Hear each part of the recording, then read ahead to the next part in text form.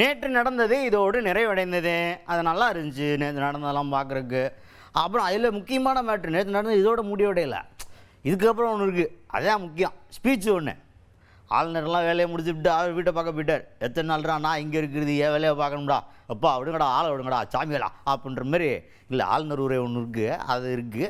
அதுக்கு முன்னாடியே என்னை இப்போதைக்கு ஃப்ரீயாக விட்டுருக்கேன், என்ன டென்ஷன்.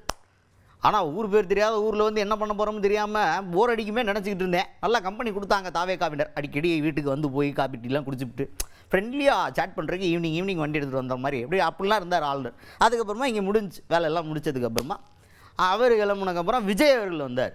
இப்போ முதல்வர் ஆகிட்டேன், இப்போ பார் அப்படின்ற மாதிரி.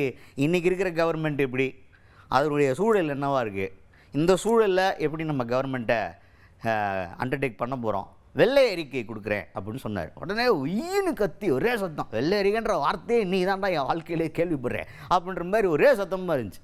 எல்லோரும் வெளியே வந்து வெள்ளை அறிக்கைன்னு கொடுக்குற ஒரே முதல்வர் எங்கேயா தான்டா, ஆட்சிக்கு வந்ததுக்கப்புறம் முதல்ல வெள்ளை அறிக்கை கொடுக்குற ஒரே கட்சி தாவேகா தான்டா அப்படின்ற மாதிரிலாம் நெருப்பு விட்டுட்டு இருந்தாங்க. ஆனால் என்ன ஒரு சேட் ட்ரூத் என்ன அப்படின்னு பார்த்தீங்கன்னா 2021 இதே மாதிரி டிஎம்கே ஆட்சிக்கு வந்தப்போ அவங்களும் ஒரு வெள்ளை அறிக்கை கொடுத்தாங்க.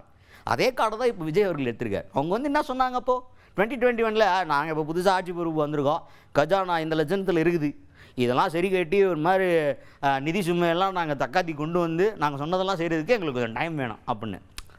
அதே மேட்ரு தான் விஜய் அச்சு பிசகாமல் இங்கே டெலிவரி பண்ணியிருக்கார். அதனால் வரலாறு காணாத ஒரு மாபெரும் திருப்பம் அப்படின்னு இதை பார்க்க முடியாது. ஏற்கனவே திருப்பம் இருந்துச்சு 2021 அந்த திருப்பம் திரும்பிடுச்சு. அதுக்கப்புறம் மறுபடியும் ஒரு தடவை திருப்பம் இங்கே இந்த திருப்பம் திமுகவுக்கே ஒரு திருப்பம். அதுதான் மேட்ரு.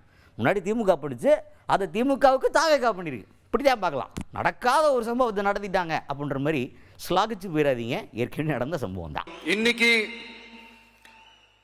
நம்ம தமிழ்நாடு கவர்மெண்ட் இருக்கிற அந்த நிலைமையை பத்தி நான் உங்ககிட்ட நான் சொல்லணும். கிட்டத்தட்ட 10 லட்சம் கோடிக்கு மேல கடன் வாங்கி வச்சுட்டு போயிருக்கிற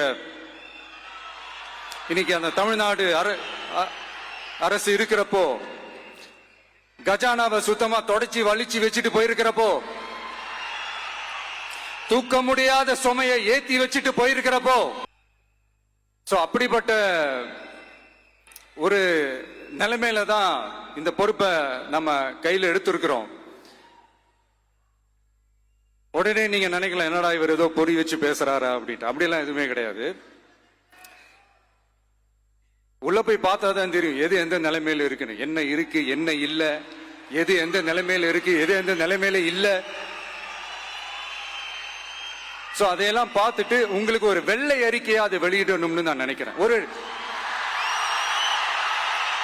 ஒரு டிரான்ஸ்பரண்டான ஒரு கவர்மெண்டா, அதாவது இன்னைக்கு நம்ம தமிழ்நாடு கவர்மெண்ட் இந்த நிலைமையில தான் இருக்கு அப்படின்றத உங்ககிட்ட சொல்லிட்டு I just want to take it forward from there.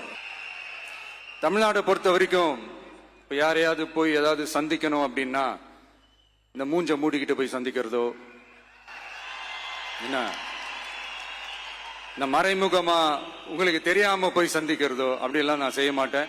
எதுவா இருந்தாலும் வெளிப்படையாக ஒளிவு மறைவு இல்லாம தான் நான் செய்வேன். இந்த மூஞ்ச மூடிக்கிட்டு போய் சந்திக்கிறதோ, என்ன இந்த மறைமுகமா உங்களுக்கு தெரியாம போய் சந்திக்கிறதோ அப்படியெல்லாம் நான் செய்ய மாட்டேன்.